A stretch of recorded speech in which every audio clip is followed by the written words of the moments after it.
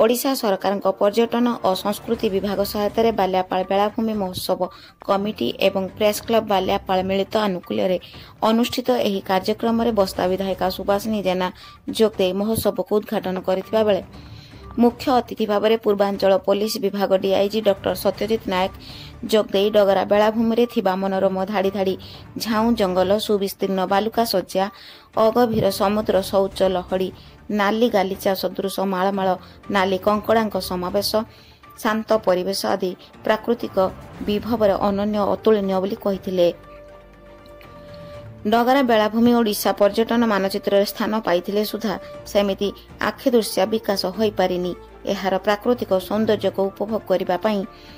प्रत्येक दिन राज्य समेत राज्य बाहर हजार हजार पर्यटक छुट्टी आसुथिबा बेले जदि एही बेलाभूमिर विकास करा जाई पारंता ताहेले जिला समेत राज्यर अर्थनैतिक क्षेत्र में अभिवृद्धिर सहायक होई पारंता बोली अतिथि माने मत व्यक्त करिछ।